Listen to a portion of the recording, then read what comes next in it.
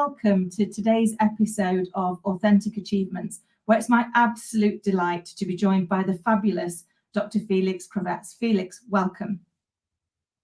Thank you for introduction. Great to have you, and thank you for an opportunity to talk to listeners. Oh, it's my pleasure, and I know it's going to be fascinating because we've already had a number of chats and I learned so much in all of them. But before I get carried away and start getting stuck into that conversation, let me share a little bit more about you with the wider audience who might not have had the privilege of getting to know you yet. So Dr. Feliks Kravets is the founder and head coach of CyberSecurityEasy.com LLC.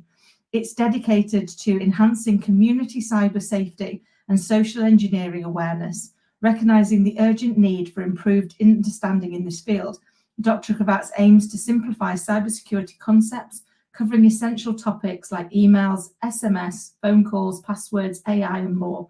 With a diverse background as a senior executive, startup advisor, and educator, he brings invaluable experience from roles at AT&T, the University of Potomac, and numerous educational institutions. Holding a doctorate in business administration and a project management degree, Dr. Kravets is committed to making cybersecurity accessible for all. And I mean, that's quite a journey that you've been on, but I mean, what a huge thing as a mum, trying to navigate cybersecurity and all the nuances of that are always forefront of my mind. And I know we've chatted about those before, but before we get stuck into those, can you tell us a little bit about your journey so far and what's led you here? Yes, thank you. Thank you. It's a great question. Before we continue, I just want to say that thank you for all the credits, and I probably deserved a very small portion of it because we only cover cyber, not the whole cybersecurity, but a very small part of it, which is social engineering. So I don't want to take credits for being computer programmer, which I'm not, and we're not helping with coding, with application. We only do human factor. Okay. So that is a very small part of it. But in the same time, I truly believe it's highly important because over 90% of all cyber attacks utilizing human factor. You can make best programs in the world, but people always, I don't want to say mess it up, but they will they will do something which will cause the whole system not to properly work. So we specifically deal with training people and companies on how to be safe in terms of social engineering. It's a human-to-human interaction. It's an attempt to lie or to provide wrong information to pretend to be someone else in order to get your personal data. I believe it's a big deal. I was in education for many years, and I noticed it's an issue not only with students, with professors, with administrators of major colleges. It's a situation where criminals are getting smarter and smarter, and none of us can really predict what they will come up with next. So we're all kind of following their steps in order to learn more. And the only way to be ahead of it is to know what they're doing and how they do it, so we can recognize those threats moving forward. I think it's a huge deal, and I try to make my little steps to help to this big movement of helping others, which involves multiple organizations, from government agencies to private organizations and educational institutions, to help all of us to understand how to be safer when we turn a computer or pick up the phone. It's such a big thing, isn't it? And I think we get so scared of technology and computers and what they're going to do and where they could go. But you make an interesting point. Actually, very often it's not the computer, but it's the individual that's interacting with the computer somewhere else. So not the end user, but somewhere else that's altering how it's supposed to work that causes the bigger problem. Have I understood that correctly?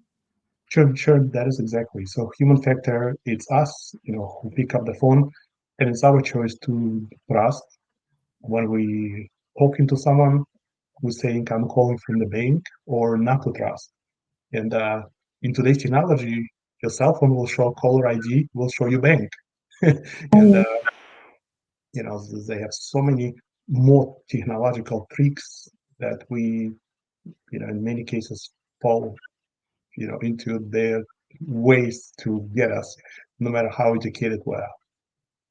It is that. I mean, they can be so clever, can't they? And then they can look so subtle.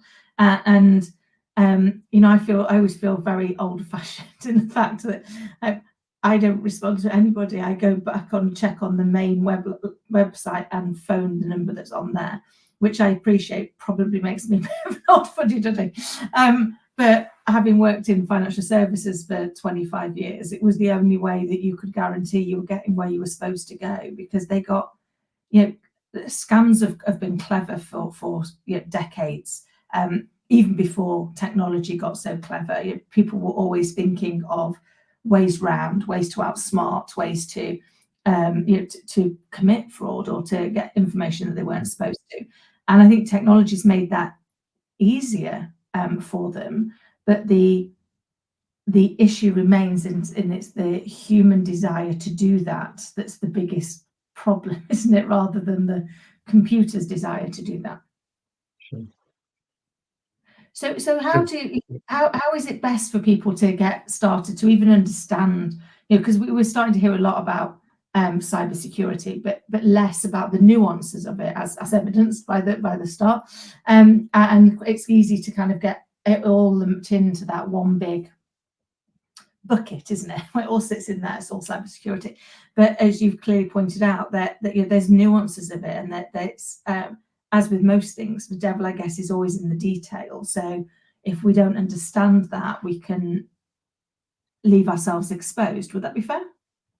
Sure. And it's a very good point. And as I mentioned, we cannot really understand 100% what another side is doing, because they coming up with new and more clever tricks, no matter how smart we are, no matter how much we read, no matter if we work for the police or for federal agencies and spending 24 hours a day to learn about all other tricks that criminals are doing, they will come up with new tricks as we speak. It's like an antivirus. You can make the best antivirus in the world, but while you're doing this, criminals will come up with new viruses, and it will always behind of what criminals doing. So the only way to kind of think of the only way to be safer would be to change our own psychology, to look at it with through the prism of not trusting. So zero trust approach. Zero trust is the only way to be safe in nowadays, unfortunately. Like we're telling to our children when they walk on the street, if the car stops and somebody's saying, come here, the child should not trust, should, run. So the same way, it's we're on the internet or we're receiving phone calls as adults, and somebody telling us, I'm calling from a government agency, from tax agency, from police, from federal agency, and you will be arrested or you have to pay money now. What is a credit card number, or somebody from your family members, captured by mob or mafia, and you have to pay.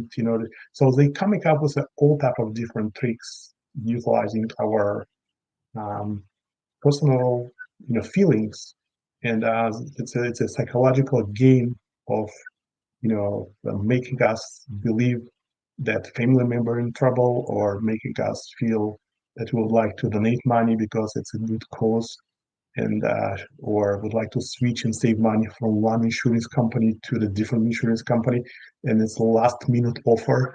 So there's multiple ways to make us believe, to respond and to share our personal and financial information.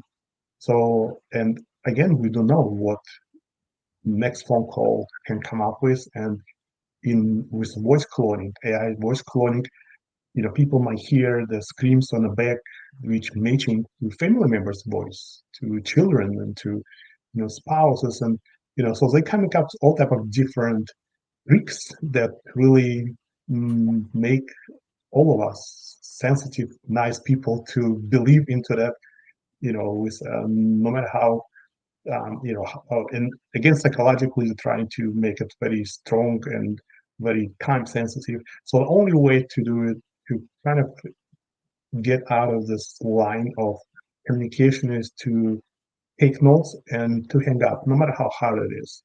Uh, Not to believe and to hang up, and then make other phone calls to the bank or to the police or to whoever they claim to present to verify this information.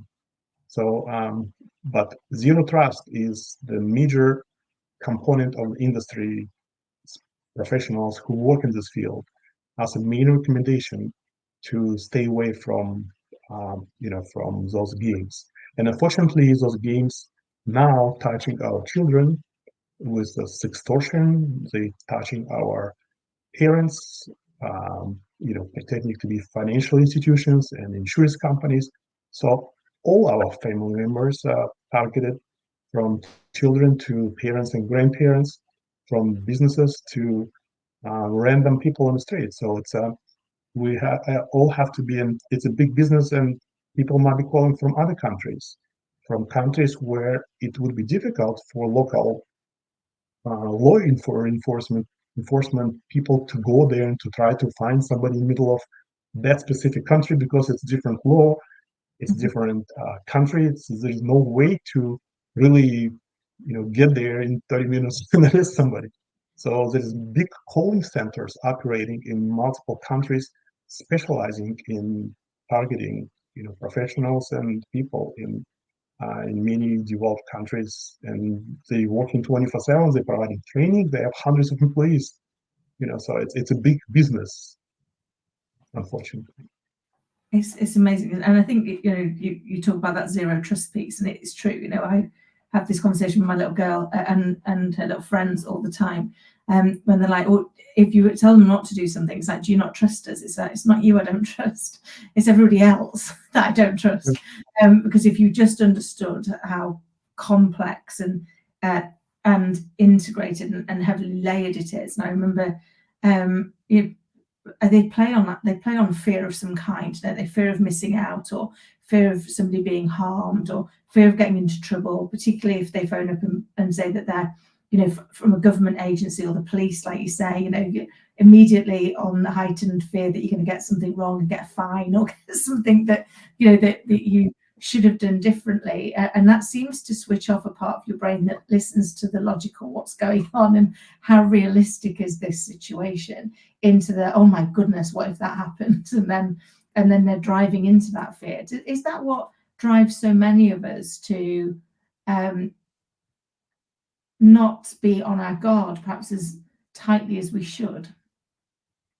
Sure. Yes, it's a great point. And like I said, no matter what we tell our children or our parents or grandparents, when they receive the phone call or email or text message, in many cases, that's not always a situation where we tell them, don't believe, don't give your credit card information, don't talk to strangers. It might be a child or somebody who put a child to talk to another child, and start from conversation like, how are you? You look cute. Where are you from? How old are you? Are you at home alone? And little by little get into relationships, and then go through, all type of ways to collect video data, which later will be used, against the child.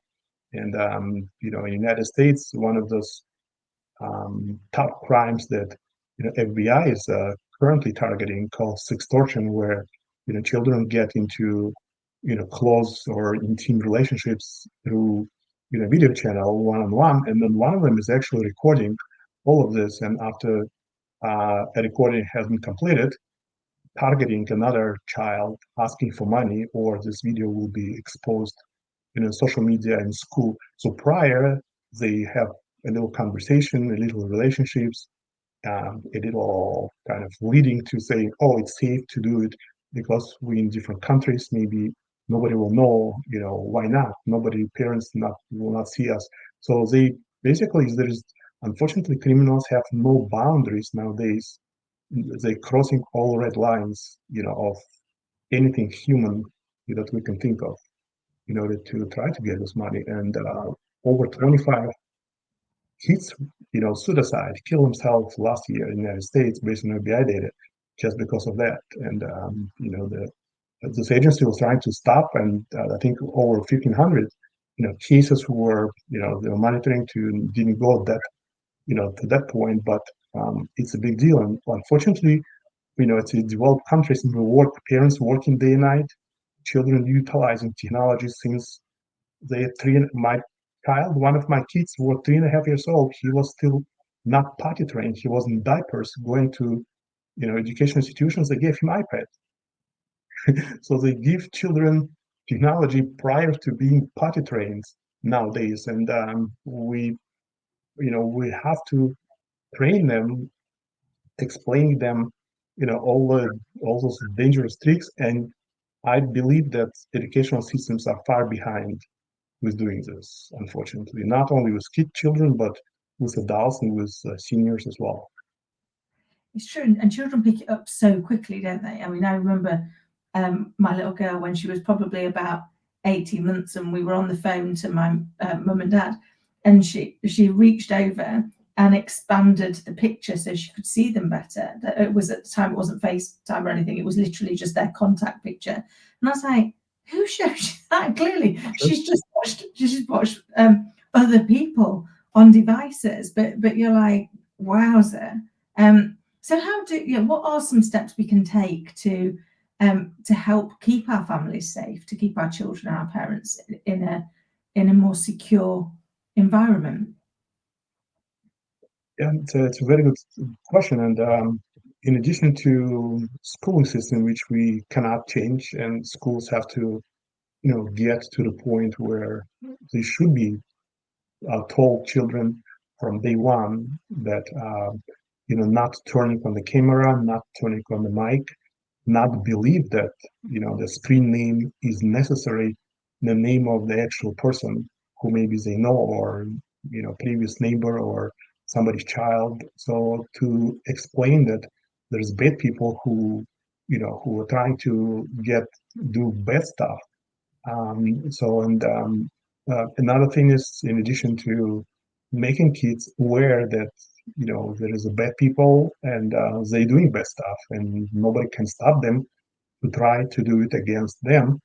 Also to try to build relationships, to ask kids, how was the day, not to tell them, go do your homework, and scream on them, how come you didn't do it yet, get me a phone, not to reinforce this discipline, which is they really need, but also be a friend, and try to talk to them, try to tell them your own story, maybe even make up some stories, to kind of lead them or explain them about this type of situation. I wrote a few books on Amazon to younger children, of age under 10, on how to create those password, and how not to turn on the camera and not to turn on the mic.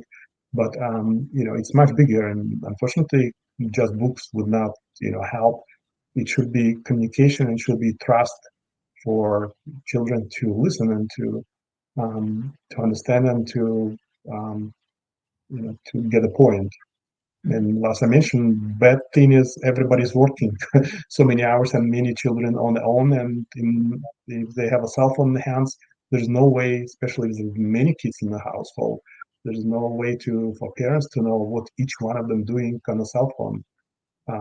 And with all these messaging systems and video messaging, it's very difficult to control. So building up this communication channel with children is a main way to kind of at least to have more chances to be told, or to be aware of what is going on, and to explain them, what not to do.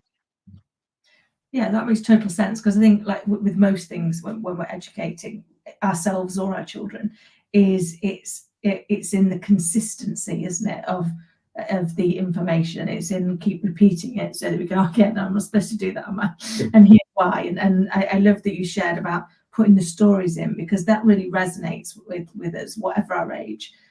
because once we hear a story, we can start to see ourselves within the story, can't we? So we can, it makes very complex things like cybersecurity, like social engineering, suddenly feel, when I say less scary, I don't mean less scary. I mean, they start off, they're scary because they seem to be something you could never understand.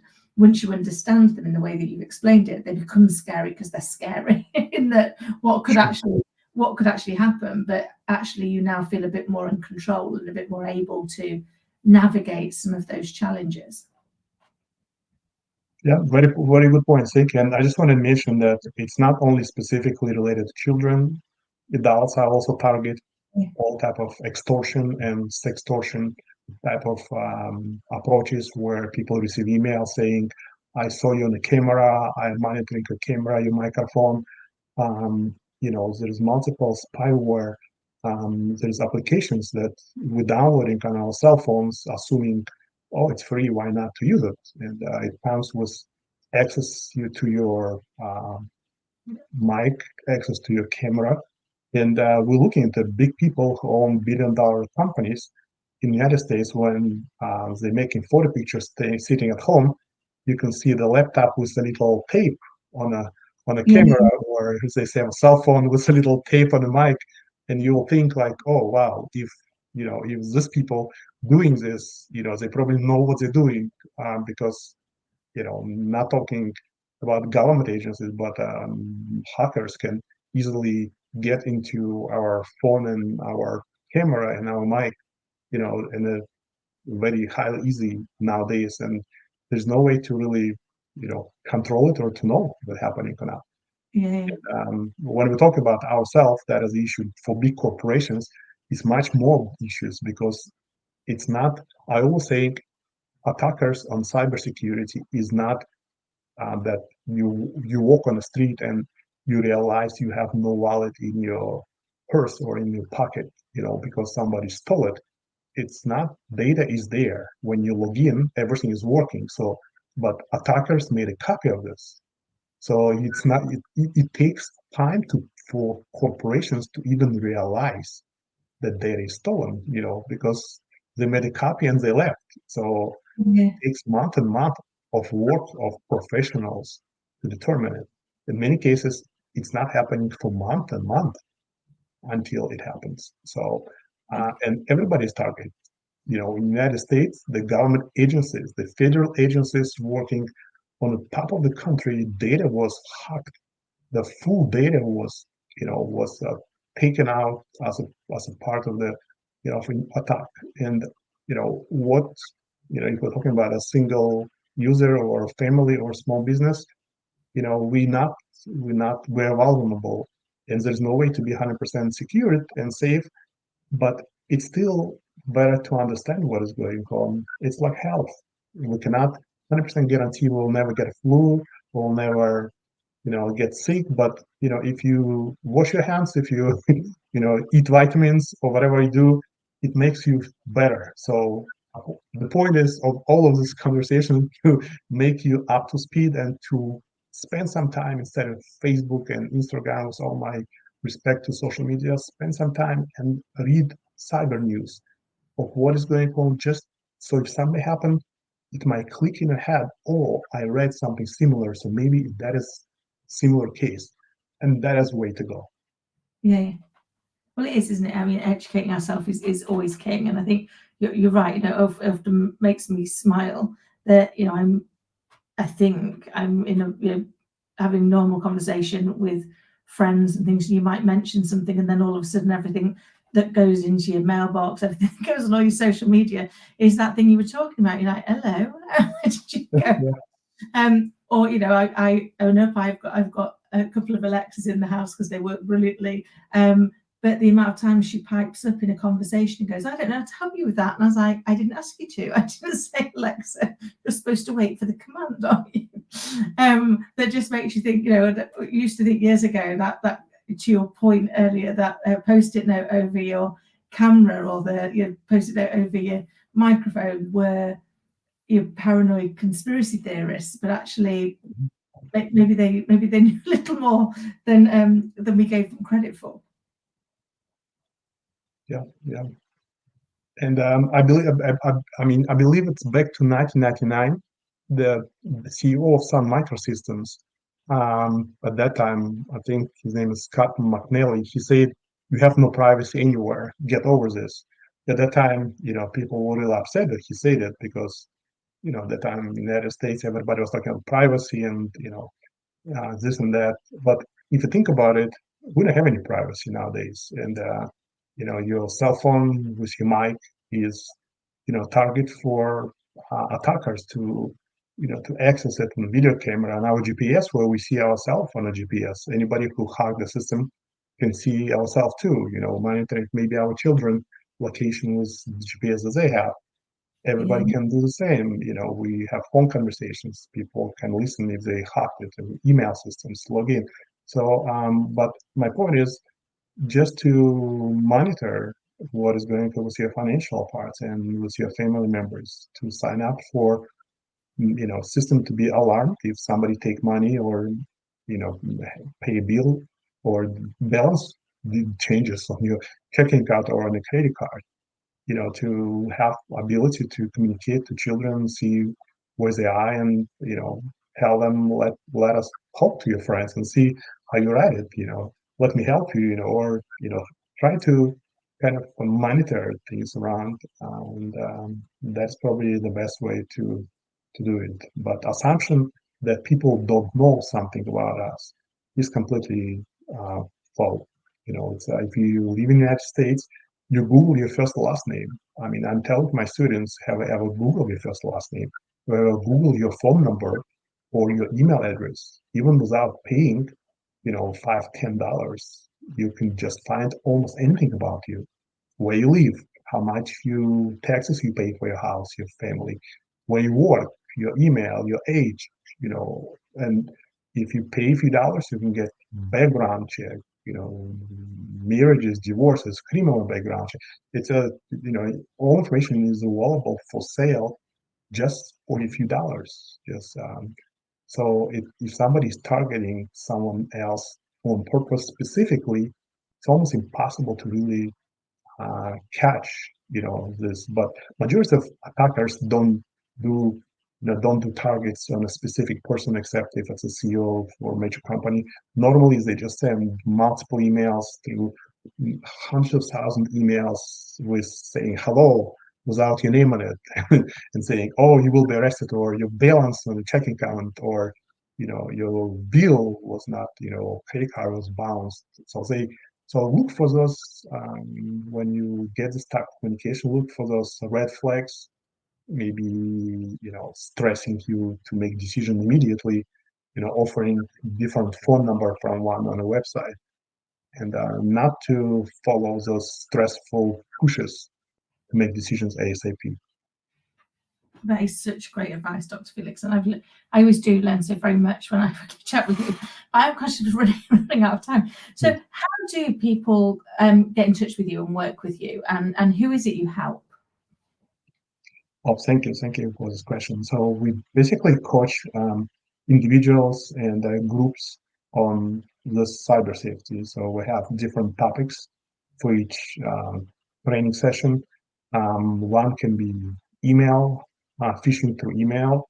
It can be phishing through phone calls and voice phishing, voice cloning links and fake websites, passwords, which is the biggest thing. You know, thousands of people have password, which is what password, or 1 2 3 4 5 6, or so. We train people to make passwords, more complex and secure. So we do it remotely and locally in person as well. So the best way to get us doing this is to email me at info@cybersecurityEasy.com. It's on our website, cybersecurityEasy.com, or to call using number there as well. And we will be happy to work with senior facilities, with businesses, with individuals, with education institutions, training teachers how to teach those courses to students. Anybody who is interested will be happy to cooperate and to work together. Amazing. Thank you so much. And obviously, we will make sure that all those details are available in the show notes below so that people can easily get in touch with you and work through how do they find their way through the maze that is social engineering and find their way back to safety. Dr. Feliks, it's been a pleasure as always. I look forward to next time, and thank you for coming on and sharing your insight and giving us more understanding and more education into what is social engineering and why it's important and why we should learn more about it. So thank you. Thank you very much for inviting me, and stay safe. Always check and utilize zero trust approach. Thank you. Absolutely. Until next time, everybody. Thank you so much. Yes, yes.